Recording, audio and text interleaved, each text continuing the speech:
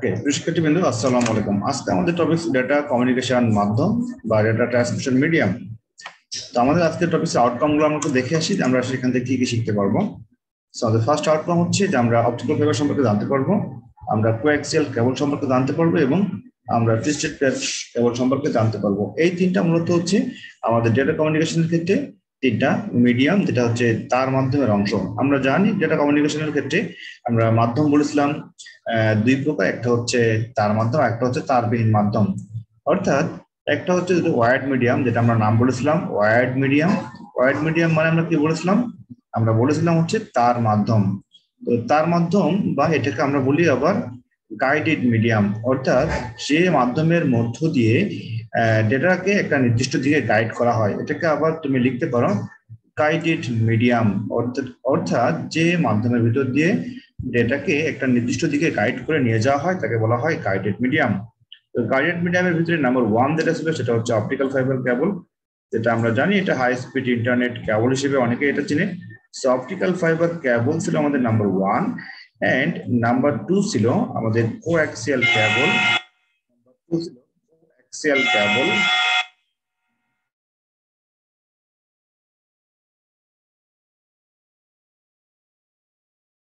and number 2 ছিল coaxial কেবল, আর number 3 ছিল twisted pair cable. Number 3 ছিল টুইস্টেড পেয়ার কেবল। সো এই তিনটা হচ্ছে আমাদের তার মাধ্যম। আর আমাদের বাকি যে মাধ্যমগুলো ছিল সেটা হচ্ছে তারবিহীন মাধ্যম বা ওয়্যারলেস মিডিয়াম। অর্থাৎ আমাদের সেকেন্ড ছিল ওয়্যারলেস মিডিয়াম। তো ওয়্যারলেস মিডিয়ামকে আমরা আবার তিনটা ক্যাটাগরিতে ভাগ করেছিলাম। একটা হচ্ছে ওয়্যারলেস মিডিয়ামের এক নম্বরটা ছিল হচ্ছে যে মাইক্রোওয়েভ সিগন্যাল, অর্থাৎ আমরা যে সমস্ত মোবাইল কমিউনিকেশনগুলো করে থাকি বা আমরা স্যাটেলাইটে যে সমস্ত সিগন্যালগুলো পাঠিয়ে থাকি সেগুলোর মাধ্যমে যে কমিউনিকেশনটা হয় সেটা হলো মাইক্রোওয়েভ কমিউনিকেশন। সেকেন্ড ছিল হচ্ছে আমাদের radio wave communication, radio wave communication, and number 3 ছিল infrared communication, INFRARED, infrared communication.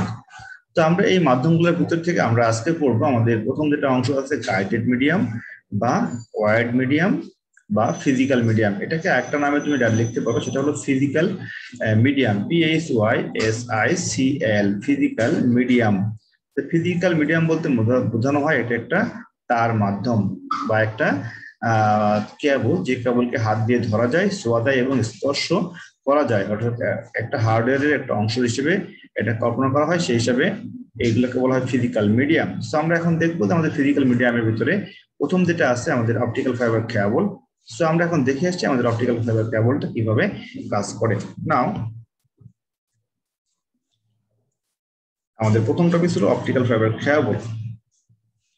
আমরা যেটা আগে বলেছিলাম তার মাধ্যম এবং তারবিহীন মাধ্যমকে আমরা তিনটা অংশ ভাগ করেছিলাম। এই সবগুলা বিষয় একটু মনে রাখার খুব সহজ একটা টেকনিক আছে, সেটা হচ্ছে আমরা কিন্তু যখন মিডিয়াম করেছিলাম তখন বলেছিলাম তিনটা, তার ভিন্ন তিনটা। আবার যখন মোড করেছিলাম মোডের ক্ষেত্রে ছিল তিনটা।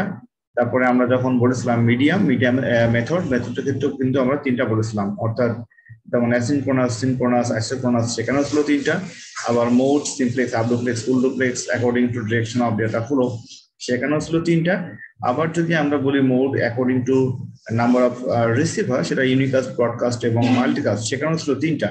তো এখানে তিনটার সাথে একটা মিল আছে, অর্থাৎ তুমি এখানে এমসিকিউটা মনে রাখবা সবার ক্ষেত্রে তিনটা করে তোমার হচ্ছে মানে পার্থক্য আছে বা তিনটা করে আলাদা আলাদা সেগমেন্টে ভাগ করা হয়েছে। তো প্রথমে যেটা দেখানো হয়েছে তোমার হচ্ছে কোয়াক্সিয়াল কেবল। তো কোয়াক্সিয়াল কেবল বলতে মূলত কি বোঝানো হয়? কোয়াক্সিয়াল কেবল বলতে যেটা বোঝানো হয় সেটা হচ্ছে একটা তার মাধ্যম, এবং এই তার মাধ্যমটা হচ্ছে মূলত তোমার ডিশ লাইনের কেবলের ব্যবহার করা হয়। তো সেখানে দেখতে পাচ্ছ যে বামের দিকে একটা তার আছে, আর ডানের দিকে তারের একটা অংশ থিকনেট এবং থিননেট কোয়াক্সিয়াল কেবল।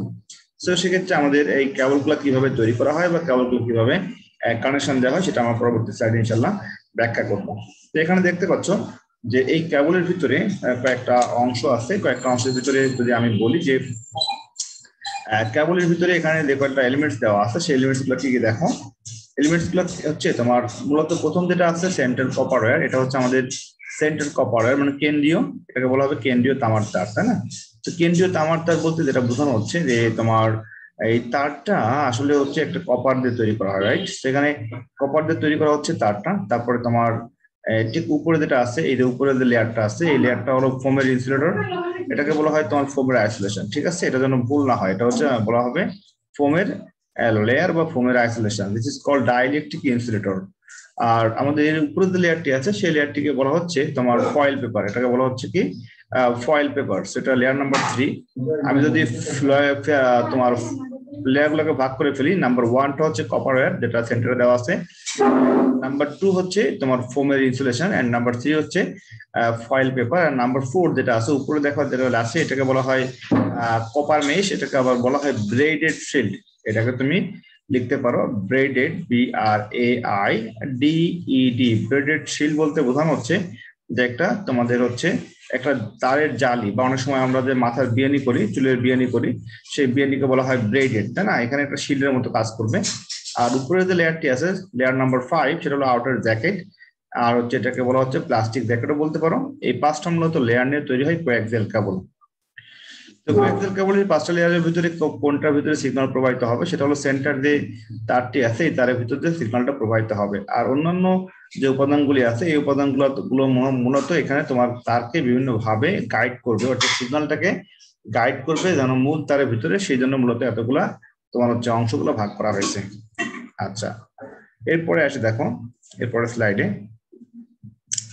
যে প্রথম আছে কপার ওয়্যার, যেটা সেন্ট্রাল কপার ওয়্যার আগে বলেছিলাম, এর মধ্য দিয়ে ডেটা প্রবাহিত হবে। তারপরে ফোমের ইনসুলেশন, সেটা হলো কপার ওয়্যার যাতে বেঁকে বা কুচকে না যায় সেজন্য ব্যবহৃত হয়।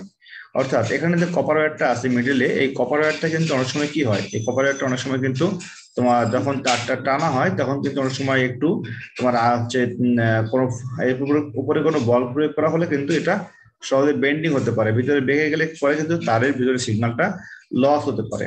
এই জন্য মূলত ফোমের লেয়ার দেওয়া হয়। আর এটা তো ডাইলেকট্রিক ইনসুলেটর, এটা আরেকটা ফাংশন আছে, সেটা হচ্ছে যে তোমার সাধারণত সিগন্যালটা এই কেবল থেকে বের হতে যায় না, সিগন্যালটা কেবল হতে বাইরের দিকে আসতে যায় না। এটা হচ্ছে মূলত এই ফোমের লেয়ারের কাজ। কপার মেশ যেটা আছে, কপার মেশটা হচ্ছে আমাদের বাইরের তাপ চাপ আর ইএমআইটা হচ্ছে আমাদের মনে রাখতে হবে, ইএমআই থেকে তাকে রক্ষা করে। তো ইএমআইটা কি? ইএমআইটা হচ্ছে তোমার একটা ইলেকট্রোম্যাগনেটিক ইন্টারফারেন্স। ইএমআই এর ফুল ফর্মটা হচ্ছে ইলেকট্রো, এম এ হলো ম্যাগনেটিক, আর আই হলো ইন্টারফারেন্স, অর্থাৎ তড়িৎ চুম্বকীয় ব্যতিচাপ থেকে তোমার তারকে রক্ষা করবে। আর এটা কিভাবে রক্ষা করবে দেখো, যদি আমি তোমাদের এখানে একটা ফিগার ড্রয়িং করে বুঝাই যে আসলে এটা কিভাবে আমাদের তারকে রক্ষা করে, তাই না? সো আমি দেখাচ্ছি, দেখো যে যখন তুমি একটা তার, যখন তুমি যখন তুমি একটা কোয়াক্সিয়াল কেবল এখানে তোমার অঙ্কন করবা, সেখানে তোমার কয়েকটা অংশ আগে লেয়ারটাকে আমি আলাদা করে ফেলি। সো প্রথম যে লেয়ারটি ছিল ভিতরে, সেটা হলো সেন্টার কপার ওয়্যার, এটা আমাদের মনে করো কপার তার। আর তার ঠিক উপরে যে লেয়ারটি আছে, সেই লেয়ারটি হচ্ছে তোমার ফোমের ইনসুলেটর, একটা ফোমের দেওয়া আছে, একটা ফোমের লেয়ার দেওয়া আছে। ফোমের লেয়ারের কাজটা হচ্ছে, এটা হলো ডাইইলেকট্রিক ইনসুলেটর হিসেবে কাজ করে। আর উপরের যে লেয়ারটা এটার উপরে থাকবে, সেটা হলো একটা কোটিং দেওয়া থাকবে। ঠিক আছে, এটা কোটিং এর মতো কাজ করবে, এটা মনে রাখবা। আর এই কোটিং এর ঠিক উপরে যেটা থাকবে সেটা হলো ব্রেডেড শিল্ড, এটা হবে ব্রেডেড শিল্ড। আমি এটাকে একটু মোটা করে ড্রয়িং করছি, এটা ব্রেডেড শিল্ড। এটা তোমাদের ওই যে চুলের বেরির মতো অংশ, এটা মূলত তোমার কন্ডাক্টর হিসেবে কাজ করে, এটা পরিবাহীর মতো কাজ করে। হ্যাঁ, আর এর ঠিক উপরে আছে প্লাস্টিক জ্যাকেট। এই 5টা মূলত উপাদান দিয়ে এটা তোমার গঠন করা হয়, এটা হলো প্লাস্টিক জ্যাকেট, তাই না? আমাদের প্রথম যে লেয়ারটা আছে, প্রথম লেয়ারটি হচ্ছে কি হবে, প্রথম লেয়ারটি হচ্ছে কপার ওয়্যার, এটা হলো কেন্দ্রীয় তামার তার, তাই না? এই কেন্দ্রীয় তামার তারের মধ্যে সিগন্যালটা যাচ্ছে। আর উপরে যে লেয়ারটি আছে সেই লেয়ারটা হলো কি বলেছিলাম, তোমার ডাইইলেকট্রিক ইনসুলেটর, এটাকে বলা হচ্ছে ডাইইলেকট্রিক কি বলা হবে বলো, ইনসুলেটর। আচ্ছা, আর এর ঠিক উপরে যে লেয়ারটা আছে সেই লেয়ারটাকে বলা হচ্ছে ফয়েল পেপার, কি বলা হবে, ফয়েল পেপার। আচ্ছা, আর তার ঠিক উপরে যেটা আছে সেটাকে বলা হচ্ছে ব্রেডেড শিল্ড, এটাকে বলা হবে braided, BRAIDED, braided shield, SHIELD, braided shield. And the outermost part of the coaxial cable is the plastic jackets, the plastic jacket. So how many parts of coaxial cable? Coaxial cable এর মোট কয়টি অংশ এখন কি বলতে পারবে? কয়টি অংশ? 5টি। 1 নম্বর অংশের নাম কি বলো? কেন্দ্রীয় তামার তার। 1 নম্বর অংশের নাম কি? কেন্দ্রীয় তামার আর 2 নম্বর অংশের নাম কি বলতো? 2 নম্বর অংশের নাম হচ্ছে বলো ফোমের ফোমের ফোমের অন্তরক, ফোমের অন্তরক। আর 3 নম্বরের নাম কি বলতো? ফয়েল পেপার, তাই না? Foil paper. আর 4 নম্বরের নাম কি লিখেছি বলতো? 4 নম্বরের নাম কি লিখেছি? Plastic jacket. 4 নম্বরের নাম ছিল এই যে এটা ছিল 4 নম্বর। 4 নম্বরের নাম ছিল হচ্ছে যে তোমার ব্রেডেড শিল্ড, তাই না? এখানে একটু লক্ষ্য করো 4 নম্বরটা যেটা আছে এটা হচ্ছে আমাদের 4 নম্বরের অংশ, সেটা হলো ব্রেডেড শিল্ড। তো ব্রেডেড শিল্ড কোনটা দেখে নাও, এই যে এটা, এই যে কপার মেট যেটা দেওয়া আছে, কপার মেশ, মানে এটা একটা জালি হিসেবে কাজ করে। এটা কপারেরও হতে পারে, এটা তোমার অ্যালুমিনিয়ামেরও হতে পারে। এটা অ্যালুমিনিয়াম বেশ বা কপার মেশ হতে পারে, যেটা দেখতে তোমার কিছু তারের জালির মতো বা চুলের বিয়ানির মতো। এটাকে বলা হবে কপার মেশ অথবা অ্যালুমিনিয়াম মেশ। তো আমি এখানে সবথেকে কপারটা দামি এবং কপারটা লিখি, কপার মেশ লিখতে পারো। এটাকে সহজেই তুমি লিখতে পারো ব্রেডেড শিল্ড অথবা একটা খোলস বলতে পারো। যেমন শামুকের যে খোলস থাকে তাকে বলা হয় শিল্ড, তাই না? তো শামুকের খোলসের কাজ কি? শামুকটাকে আবরণ করে শামুকটাকে রক্ষা করা। আর এখানে ব্রেডেড শব্দের অর্থটা হচ্ছে একটা বিয়ানির মতো অংশ মানে করা। আর 5 নাম্বারটা হচ্ছে প্লাস্টিক জ্যাকেট। তো আমাদের এই 5টা উপাদান নিয়ে মূলত তোমার তৈরি হচ্ছে কোয়াক্সিয়াল কেবল। এখন এই কোয়াক্সিয়াল কেবলের কাজটা কি? কোয়াক্সিয়াল কেবলের কাজ হচ্ছে তার ভিতরে যে সেন্টার যে কপার ওয়্যারটি আছে সেই সেন্টার কপার ওয়্যারের মধ্যে সিগন্যাল প্রবাহ মানে প্রবাহিত করা। আমরা যখন কোনো ডিশের কেবলের ভিতরে কোনো সিগন্যাল পাঠায় তখন কিন্তু আমাদের এই কেন্দ্রীয় তামার তারের ভিতরে সিগন্যালটা পাঠাতে হয়। তো কেন্দ্রীয় তামার তারের ভিতরে সাধারণত যে সিগন্যালটা যায় সেই সিগন্যালটার ফ্রিকোয়েন্সি অনেক বেশি, এটা হলো হাই ফ্রিকোয়েন্সি সিগন্যালগুলো এখানে পাঠাতে হয়। তো মনে রাখবা হাই ফ্রিকোয়েন্সি সিগন্যালগুলোর একটা নির্দিষ্ট বৈশিষ্ট্য আছে, সেটা হচ্ছে যে ফ্রিকোয়েন্সি হাই হলে সাধারণত সেই এই তার থেকে বাউন্স করে বের হয়ে আসতে চায়। সাধারণত এই তারের ভিতরে যে সিগন্যালগুলো পাঠানো হয় সেটা তোমার হচ্ছে 300 মেগাহার্টজ থেকে 300 মেগাহার্টজ থেকে এর ভিতরে থাকবে। 300 মেগাহার্টজ থেকে 300 গিগাহার্টজ রেঞ্জের সিগন্যাল কিন্তু ভিতরে পাঠানো হচ্ছে, তাই না? এর এর নিচেও হতে পারে, সেটা তোমার যেমন হতে পারে 100 মেগাহার্টজ হতে পারে। অর্থাৎ যে সমস্ত চ্যানেলের ফ্রিকোয়েন্সি গুলো যেভাবে তৈরি করা হচ্ছে সেইভাবে কিন্তু আমাদের সিগন্যালটা এখানে পাঠানো হচ্ছে। তোমরা যখন টিভিতে টুইনিং করো দেখবা টিভিতে অটো টুইনিং এর সময় আমাদের প্রত্যেকটা চ্যানেলের একটা ফ্রিকোয়েন্সি রেঞ্জ নিচে লেখা থাকে। অর্থাৎ মনে রাখতে হবে সেই কেবলের ভিতরে একটা হাই ফ্রিকোয়েন্সি সিগন্যাল এর ভিতরে আসছে। সেই হাই ফ্রিকোয়েন্সি সিগন্যাল যখন এর ভিতরে আসবে তখন এই সিগন্যালটা কি করবে? এই সিগন্যালটা তোমার কেন্দ্রীয় তার হতে বাউন্স করে বের হয়ে যাবে। অর্থাৎ এটা হলো সিগন্যালের একটা ধর্ম। অর্থাৎ সিগন্যাল যখন খুব বেশি ফ্রিকোয়েন্সি হয়ে যায় সেক্ষেত্রে যেটা হয় সেটা হলো এই যে কেন্দ্রীয় তার যেটি আছে এই কেন্দ্রীয় তার থেকে সে বাইরের দিকে বের হতে চায়। তো কেন্দ্রীয় তার থেকে বাইরের দিকে বের হতে চায় কেন? কারণটা হচ্ছে যে আমরা জানি সিগন্যালের সাধারণত হাই কম্পাঙ্ক হলে সেটার বা তোমার হচ্ছে ভাইব্রেশন বা কম্পনটা বেশি হয়। কম্পন বেশি হলে সেটা হবে তোমার এই তার থেকে সিগন্যালটা বাইরের দিকে চলে আসতে চাইবে। অর্থাৎ এই যে কেন্দ্রীয় তার যেটি আছে এই তারের ভিতরে যে সিগন্যালটি আসছে এই সিগন্যালটি যেটা যখন আসবে তখন এর ভিতর থেকে বের হতে চাবে। তো বের হতে চাওয়া যখন চাইবে তখন কিন্তু সিগন্যালটা লস হয়ে যাবে। তো সিগন্যাল যেন লস না হয় তার জন্য এটা তোমার সিগন্যালটাকে কি করা হয়? সিগন্যালটাকে গাইড করে ঠিক তারের মধ্যে আটকে রাখা হয়, আবদ্ধ রাখা হয়। এটা কিছুটা পানির পাইপের মধ্যে পানিকে একটা নির্দিষ্ট ভাবে গাইড করে সামনের দিকে নিয়ে যাওয়ার কৌশল। মনে করো তুমি একটা পানির পাইপের মধ্যে পানি প্রবাহিত করবা, তো সেক্ষেত্রে কিন্তু তোমার পানির পাইপটাকে কি করতে হবে? সুন্দরভাবে তোমার হচ্ছে একটা আবদ্ধ করতে হবে যেন সেখান থেকে পানির কোনো লিকেজ না হয়, পানি যেন বাইরের দিকে বের না হতে পারে। অর্থাৎ পানি যেন অধিক চাপে বা প্রেসারে যেন আবার তার মানে পানির পাইপটা ফেটে যেতে না পারে। অর্থাৎ এখানে যেটা করা হয়েছে সেটা হলো যে সিগন্যালটি তারের মধ্যে যাবে সেই সিগন্যালটি যেন কোনোভাবেই লস না হয়, সিগন্যাল যেন বাইরের দিকে বের হয়ে সেটা যেন ডিকে না করে, এইসব কারণে মূলত এতগুলো আয়োজন করা হয়েছে। তাহলে এখানে মূলত এই কেবলের কাজগুলো আমি যেটা লিখলাম সেটা বুঝতে পারছো। আর একটা বিষয় বলি সেটা হলো যে ইএমআইটা আসলে কি? ইএমআইটা হচ্ছে একটা তোমার ইলেকট্রোম্যাগনেটিক ইন্টারফারেন্স বা তাড়িৎ চৌম্বকীয় একটা ব্যবস্থা। তো এটার কাজটা কি? এটার কাজ হচ্ছে যখন কোনো সিগন্যাল তোমার কোনো একটা ওয়্যারে চলে আসে তখন কিন্তু সেই সিগন্যালটি তোমার হচ্ছে ওয়্যারের ভিতরে একটা প্রভাব তৈরি করে। যেমন মনে করো যে এটা একটা তোমার ডিশের তার, এই ডিশের তারের উপরে যখন কোনো বজ্রপাত হয় বা বাইরের থেকে কোনো ফোর্স এখানে আসে, মনে করো বাইরের থেকে একটা সিগন্যাল, একটা হাই ফ্রিকোয়েন্সি সিগন্যাল মনে করো এই তারের ভিতরে ঢুকবে। তো যখন এই তারের মধ্যে ঢুকতে যাইবে তখন কিন্তু এটা প্লাস্টিক জ্যাকেট ভেদ করে ঢুকতে হবে। প্লাস্টিক জ্যাকেট ভেদ করে যখন তোমার এই তারের ভিতরে, এটা তো আমাদের প্লাস্টিক লেয়ার, অর্থাৎ প্লাস্টিক ব্র্যাকেটের যে লেয়ারটি ছিল, অর্থাৎ এই প্লাস্টিক লেয়ারটি ছিল কার উপরে? এই প্লাস্টিক লেয়ার ছিল কিন্তু ব্রেডেড শিল্ডের উপরে। তাহলে প্লাস্টিক লেয়ার যখন ভেতরে ঢুকবে তখন কিন্তু তোমার এই শিল্ডে বাধাপ্রাপ্ত হবে। তাহলে এই শিল্ডে যখন বাধাপ্রাপ্ত হবে তখন কিন্তু আমার সিগন্যালের কোনো ক্ষয়প্রাপ্ত হবে না, অর্থাৎ ভিতরের যে সিগন্যালটি যাচ্ছে মূল সিগন্যাল, সেই মূল সিগন্যালের উপরে আমাদের বাইরের কোনো সিগন্যালের কোনো প্রভাব পড়বে না। এই জন্য বলা হচ্ছে যে সেটা সাধারণত এটা ইএমআই মুক্ত, ইলেকট্রোম্যাগনেটিক ইন্টারফারেন্স বা তাড়িৎ চৌম্বকীয় একটা ব্যতিচাপ তৈরি হয়, সেখান থেকে এটা সম্পূর্ণভাবে মুক্ত এই শিল্ডের জন্য, তাই না? বা সম্পূর্ণভাবে মুক্ত না হলেও মোটামুটি মনে করুন না 80 থেকে 90% কিন্তু এটা মোটামুটি মুক্ত থাকে। আচ্ছা, এরপরে আসি যে আমাদের উপরে যে লেয়ারটি আছে প্লাস্টিক জ্যাকেট, এই প্লাস্টিক জ্যাকেট সাধারণত তারকে বাইরের তাপ, চাপ, ঘর্ষণ বা বায়ুমণ্ডলের অনেক ধরনের তোমার হচ্ছে কেমিক্যাল রিয়াকশন থেকে তারের ভিতরের আবরণগুলোকে রক্ষা করে। এটা আসলে মূলত অপটিক্যাল ফাইবারের মূল ফাংশন বা মূল কাজ। এখন অপটিক্যাল ফাইবার কয় প্রকার? অপটিক্যাল ফাইবার সাধারণত দেখো দুই প্রকার। একটা হচ্ছে অপটিক্যাল ফাইবার যদি মোটা হয় সেক্ষেত্রে আমরা অপটিক্যাল ফাইবারকে বলি থিকনেট, আর যদি চিকন হয় সেক্ষেত্রে বলি আমরা থিননেট। আচ্ছা, এখন দেখো অপটিক্যাল ফাইবারের প্রকারভেদ।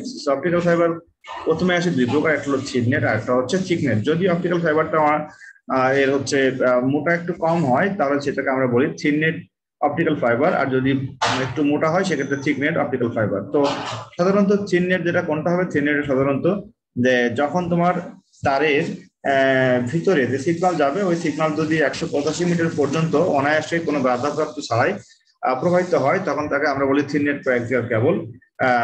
এই থিননেট কোয়াক্সিয়াল কেবলটা হচ্ছে আমাদের বাসাবাড়িতে যে ডিশের সংযোগ দেওয়া হয় সেখানে কিন্তু থিননেট কোয়াক্সিয়াল কেবলটা ব্যবহার করা হয়। আর সাধারণত 180 বা 85 মিটার অন্তর অন্তর রিপিটার লাগাতে হয়। যদি সিগন্যালের কোনোভাবে তোমার ডিকে হয়, ক্ষয়প্রাপ্ত হয়, সেক্ষেত্রে কিন্তু আমাদের রিপিটার লাগিয়ে কাজ করতে হয়। তো সিগন্যালের ক্ষয়প্রাপ্ত হওয়ার অনেক ধরনের কারণ আছে। সাধারণত কারণগুলোর ভিতরে যেটা আছে সেটা হলো যে যখন সিগন্যালটা তোমার হচ্ছে কোনো কেবলের ভিতরে আসে সেখানে সিগন্যালের তোমার কি হয় বলতো? সিগন্যালের ভিতরে একটা লস হয়। মনে করো একটা তার, এই তারের ভিতরে সিগন্যালটা আসতে অনেক লং ডিস্টেন্স থেকে আস্তে আস্তে আস্তে সিগন্যালের কিন্তু অ্যামপ্লিটিউডটা কমে যায়, অর্থাৎ সিগন্যালের ডিস্টেন্স কমে যায়। যখনই সিগন্যাল ডিস্টেন্স কমে যাবে তখন কিন্তু তোমাকে সিগন্যালটাকে বুস্ট আপ করতে হবে, বাড়াতে হবে। এটা মনে করো রিপিটার, এটা হচ্ছে আমাদের রিপিটার। এই রিপিটারের কাজ কি? আর রিপিটার হলো সিগন্যালটাকে ধরবে, ধরে আবার পুনরায় অ্যাম্পলিফাই করে তারের ভিতরে পাঠিয়ে দিবে। তো সাধারণত যদি তারের ডিস্টেন্স এটা 185 মিটার হয় তো সেক্ষেত্রে 185 মিটার পর্যন্ত সিগন্যালটি মোটামুটি স্মুথলি পাওয়া যায়। কিন্তু যখন সিগন্যালটি এর বেশি হয়ে যায়, অর্থাৎ তারের যখন ডিস্টেন্স মনে করো তোমার 200 মিটারের বেশি হয়ে যাচ্ছে বা 300 মিটার হয়ে যাচ্ছে, সেক্ষেত্রে কিন্তু তোমার সিগন্যালটা আস্তে আস্তে লস হওয়া শুরু করবে, অর্থাৎ যদি রিপিটার তুমি ব্যবহার না করো। আর এই ক্ষেত্রে তোমার রিপিটার ব্যবহার করতে হবে যেন সিগন্যালের কোনোভাবে তোমার অ্যাম্পলিটিউডটা না কমে যায়। আর যদি তুমি থিকনেস কোয়াক্সিয়াল কেবল ইউজ করো সেক্ষেত্রে তোমার তারের ব্যাসটি হবে 0.5 ইঞ্চি, আর তোমার তারটি হচ্ছে 50 মিটার পর্যন্ত কোনো ধরনের বাধা ছাড়াই সেই সিগন্যালটাকে পাঠাতে পারে। কত স্পিডে? 10 Mbps, অর্থাৎ কোর্স পার সেকেন্ডে 10 মেগাবিট পার সেকেন্ড। এখানে কিন্তু বি হলো স্মল বি দেওয়া আছে, মানে মেগাবিট। আর অর্থাৎ প্রথম এমটা হচ্ছে মেগা আর স্মল বি মানে বিট, আর পিএস মানে পার সেকেন্ড। তার মানে হচ্ছে এখানে তোমার সিগন্যাল দেওয়া আছে কি মেগাবিট পার সেকেন্ড। ক্লিয়ার? যেন ভুল না হয়। আচ্ছা, আবার তোমার থিকনেট যে কেবলটি আছে, থিকনেট কেবলকে যেটা লেখা হয় সেটা হলো 10 বেস লিখে নিতে পারো। 10 আমরা বলি থিকনেট কেবলটা বলা হয় 10 বেস 5। কি বলা হবে? থিকনেট কেবলটা হচ্ছে 10 বেস 5। তো 10 বেস 5 মানে কি বলা হচ্ছে? থিকনেট কেবলটা আমরা বলি 10 বেস 5। প্রথমে 10 লিখবা, তারপর লিখবো বেস, BASE। 10 বেস 5 মানে হচ্ছে এটা দ্বারা সংক্ষেপে বোঝানো হয় যে থিকনেট কেবলের ডায়ামিটারটা হচ্ছে 0.5 ইঞ্চি, আর সরি থিকনেট কেবল ডায়ামিটারটা হচ্ছে 5 ইঞ্চি, আর তোমার মানে 0.5 ইঞ্চি, আর এটা স্পিডটা হলো 10 Mbps। কত? 10 Mbps, অর্থাৎ 10 মেগাবিট পার সেকেন্ড। আর তোমার মানে এখানে 500 মিটার অন্তর অন্তর আমাকে রিপিটার লাগাতে হবে, অর্থাৎ 500 মিটার যাইতে সিগন্যালের কোনো লস হবে না, অর্থাৎ সিগন্যাল 500 মিটারের ভিতরে খুব স্মুথলি কিন্তু এটা ট্রাভেল করতে পারবে। সিগন্যাল 500 মিটারের পরে যখনই সিগন্যালের লস হবে বা সিগন্যালটা যখন তোমার ডিকে হয়ে যাবে তখন সিগন্যালটাকে আবার কি করতে হবে? সিগন্যালটাকে আবার অ্যাম্পলিফাই করতে হবে, অর্থাৎ 500 মিটার পর্যন্ত সিগন্যাল যাবে স্মুথলি। তাহলে আমাদের কোয়াক্সিয়াল কেবলের ক্ষেত্রে একটা বিষয় লক্ষ্য রাখতে হবে, থিননেট কোয়াক্সিয়াল কেবল এবং থিকনেট কোয়াক্সিয়াল কেবল। ঠিক আছে? আচ্ছা,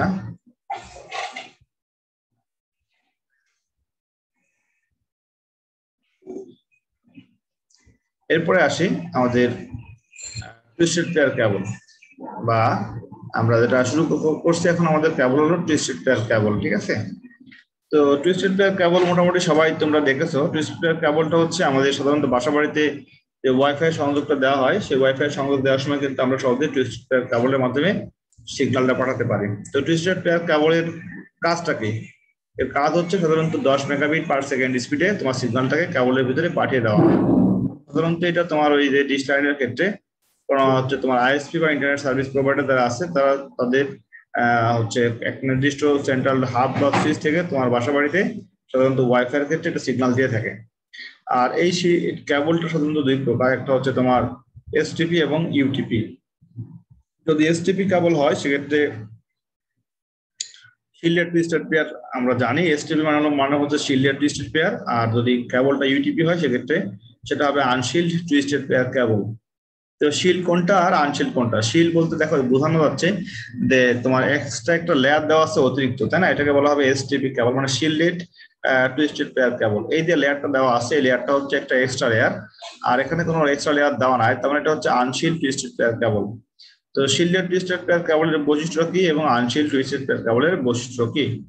যদি কেবলটা শিল্ডিং করা থাকে তাহলে সেখানে তোমার ইলেকট্রোম্যাগনেটিক ইন্টারফারেন্সের পরিমাণটা একেবারেই কম হয় এবং তোমার সিগন্যালের ভিতরে কোনো নয়েজ থাকে না, অর্থাৎ সিগন্যাল স্মুথলি কিন্তু পৌঁছাতে পারে কার মধ্য দিয়ে? কেবলের ভিতর দিয়ে। আর যদি আনশিল্ড টুইস্টেড পেয়ার কেবল তুমি ইউজ করো সেক্ষেত্রে তোমার সিগন্যালের এখানে একটু ইকো হতে পারে বা সিগন্যালের এখানে একটা ইন্টারফারেন্স চলে আসতে পারে।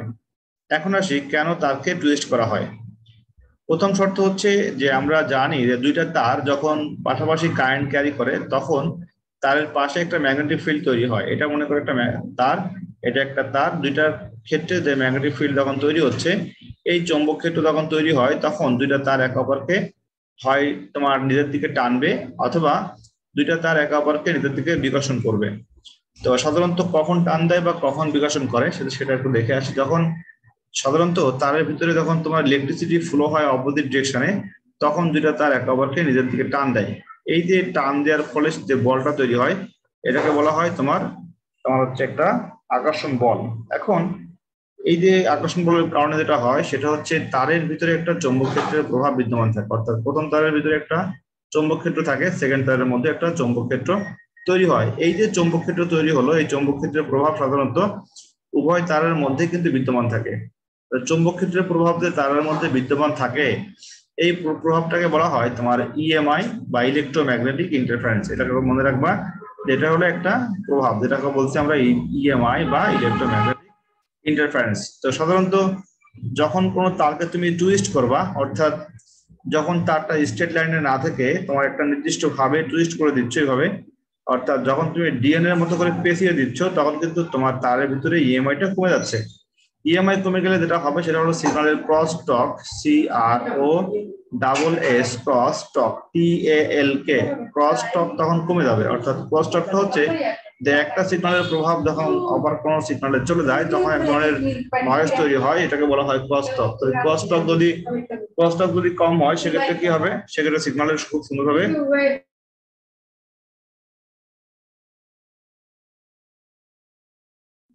ক্রস টক কম হলে কি হবে? ক্রস টক কম হলে আমাদের সিগন্যালের তোমার হচ্ছে নয়েজ কম হবে। নয়েজ কম হলে সিগন্যালটা কিন্তু স্মুথলি যাবে। হ্যাঁ, সিগন্যালটা স্মুথলি গেলে কি হবে? সিগন্যালের আমাদের কোনো ধরনের ইকো হবে না, আর হচ্ছে আমাদের রিসিভারের সুন্দরভাবে সিগন্যালটা পৌঁছাবে।